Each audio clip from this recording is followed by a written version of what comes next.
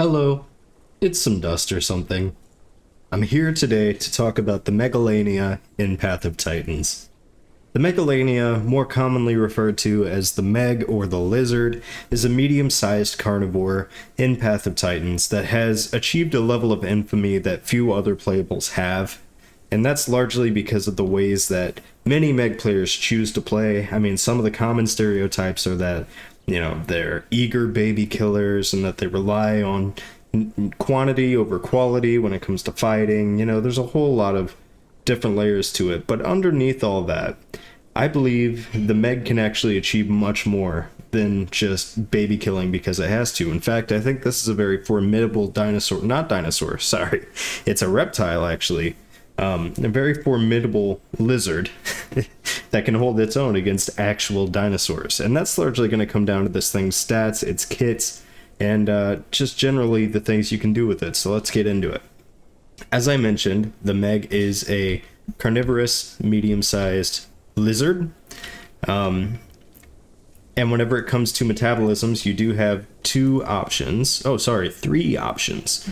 You can run hypercarnivore for the exclusive meat eating with slow food drain, or you can run fisher for meat and fish with moderate food drain, and scavenger, which is meat, fish, carrion, and bones with fast food and water drain. When we talk about the Megalania's stats, the first thing I want to bring up is its speed. Its land sprint speed is very, very fast. So you can see it didn't take long, and I am flying. Its sprint on a basic Megalania, I believe, is somewhere around 1100, which is similar to a Metri, to a Conch, to a Styraco, to an Allosaurus. This is very speedy. And I also need to note that you're very low profile, which means that if something is chasing you, or if you are fighting something, sometimes it can be very hard to hit you because of your low profile. That's something that actually comes in handy a lot when you're fighting bigger dinos. Some dinos have a really hard time hitting you with their tail attacks or whatever. And so the low profile, it's good for that, but it's also really good for hiding. Obviously, hiding in bushes and things. Maybe you would want to go with a skin that's not as flashy as this one, but there's a lot you can do there. Now, the downside to its running, because it is very fast, as you can see, and it handles very well. Super tight turn, all good, is the stamina. You might have noticed that stamina bar drains pretty quickly. Now, it also raises quickly, but the fact of the matter is you do not want to be running out of stamina in a fight. That's not to say that you can't take a few hits while your stamina is recovering, because the Meg does have a pretty respectable combat weight, higher than that of a Ceratosaurus or a Metri, just a little lower than like an Alioramus, but still, you're not particularly bulky. I mean, you can lean into that, but then you're sacrificing some of the speed. But there's a good side to the fact that its stamina drains quickly, and that is, actually, there are many good sides. I'm going to start with its attack. You can see it only has one singular ability on my hotbar, and that's because the Meg only has one singular attack, and it is a bite. It used to have a tail whip, now it only has a bite. That bite inflicts venom the same way that a Metriacanthosaurus's bite does, meaning that you drain the stamina of whatever you hit when you bite them. And your damage output, I should also mention, is very respectable as a Meg. So, you drain stamina of other creatures. Okay, that doesn't necessarily make up for your low stamina. However, I want you to see this. This is my standing, now this is my sitting. Now I'm going to go from sitting to standing. Do you see how fast that was? That is like a second, alright? I'll take it one further. Let's go all the way to full sleeping. So I'm in full sleeping now, pretty quick. Now, a couple of seconds and I'm back on my feet. What's awesome about that, you have like an incredibly fast sitting animation, standing animation, sleeping to standing animation, and whenever you're in any of those, your stamina recovery is actually really fast. So I'm in sleep, I can pop right out of it immediately. It just recovers ridiculously fast. But as if that wasn't enough, you've got the bite, you've got the very quick access to regaining your stamina. You can also do this. The Meg, with the last Night Stalker update, became even better as a semi-aquatic than it was before.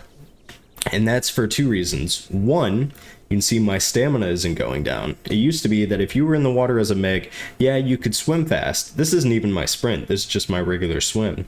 Yeah, you could swim fast, but it would drain your stamina really fast. Now, it only drains your stamina when you're sprinting in the water, and it's not even that bad.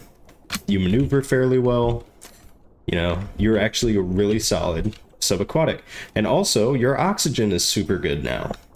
So that means if you're fighting something terrestrial, as long as you're near a body of water, you know, you start getting low on stam, you just run in. You can heal, you know, you can hide, you can regain stamina. It's very versatile.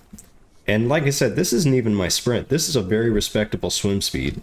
If I sprint, it's not even that much more. So a lot of the time, whenever I'm in the water as a Meg, I don't sprint anywhere. I just do this. You move plenty fast. And that is part of the reason why I chose Fisher as my metabolism, is because you can maneuver very well in the water. And when I play Meg now, I prefer to play pretty aquatically. I always make sure that I'm close to a body of water, because you're very good at evading, you're very good at hiding.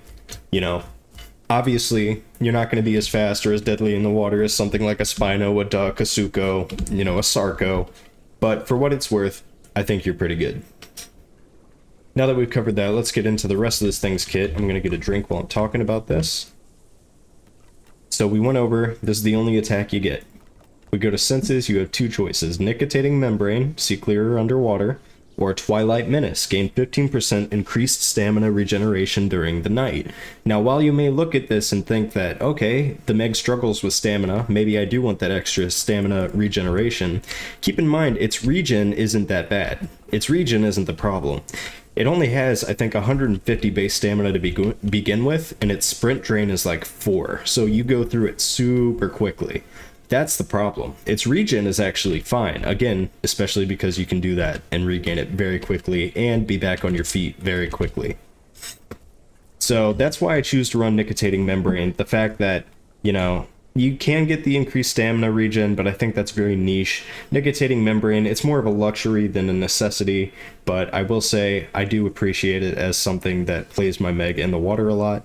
We already went over metabolism, now let's talk about your hides. You only have two choices here.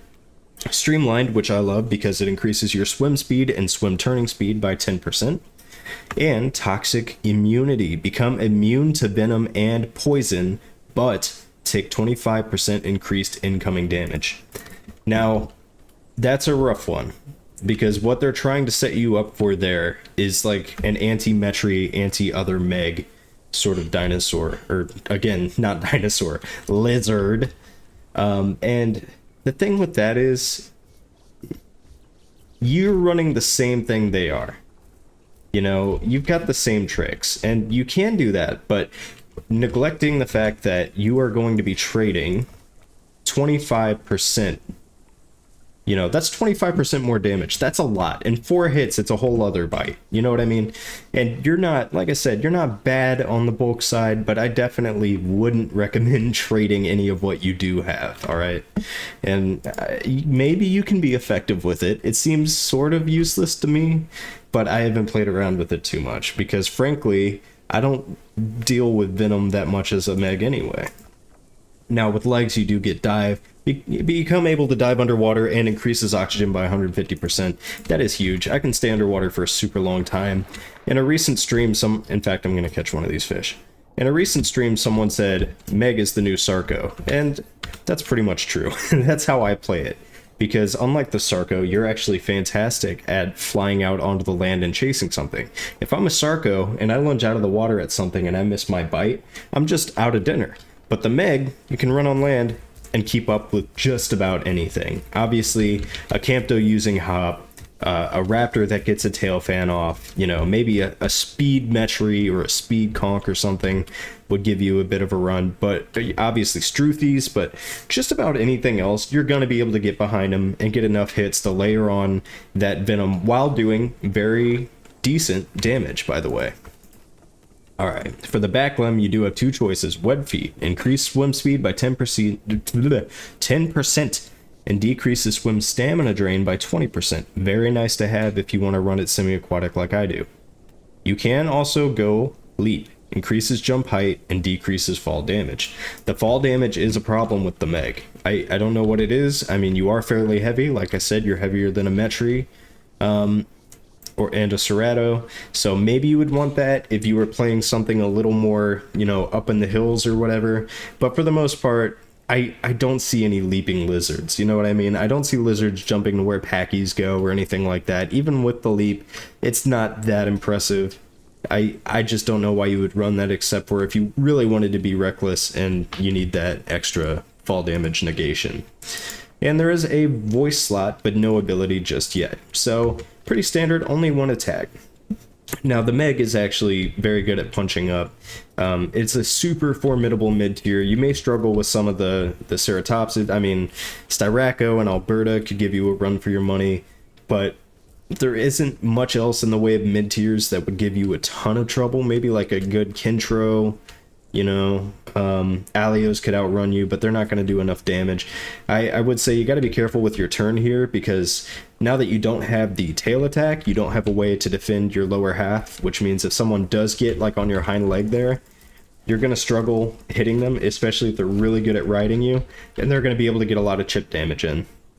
But for the most part, the Meg is a great escape artist, a great aquatic ambusher, a great survivalist. You know, you can be very difficult to kill in a lot of ways, and I really grown to like this lizard. I keep wanting to say dino. I just know that if I say dino and I don't correct myself, I'm gonna get ripped apart, but it is what it is. A lizard. All right, basically a Komodo dragon. So that's what I think. I think this thing's a lot of fun. The stamina can be a drag, but it is a lot better now that you can use the water to kind of help you with that. So with all that being said, let's get into the calls and animations on this guy. I'm going to turn off the UI for this. We're going to find a nice scenic spot here. That looks pretty good. And let's start with the broadcast.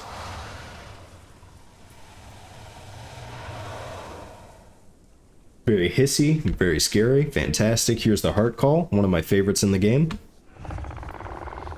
Here's your aggro.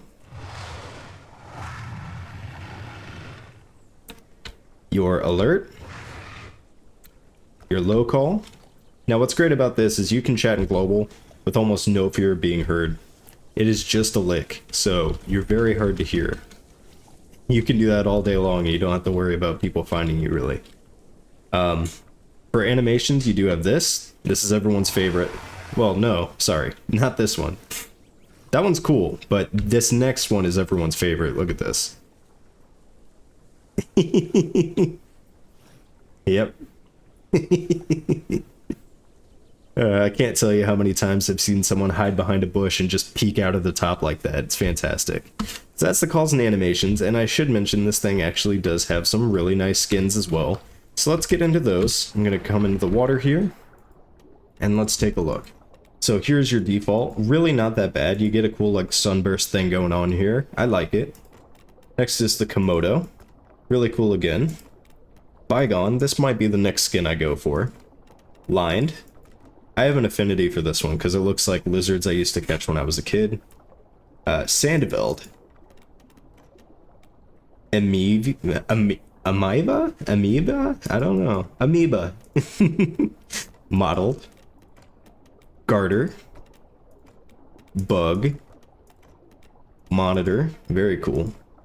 Backer.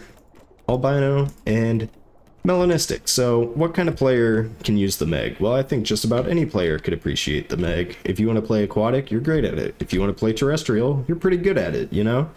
But where you really shine is where you use both to your advantage and based on the situation kind of dictate your surroundings.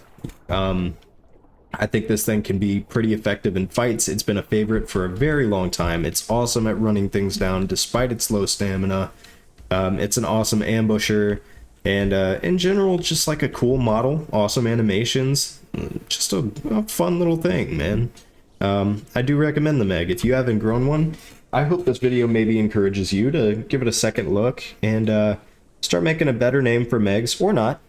You know, if you want to be the chaotic lizard squad, you know, poster child, then hey, you know, you do you. But I think there's something for everyone with this lizard, and I would be amiss if I didn't tell you that I endorse it, and I highly encourage you to check it out. So, those are my thoughts on the Meg. I think that about does it. Thank you all so much for watching. I hope you enjoyed the video. I hope it was informative. And yeah, have a good day.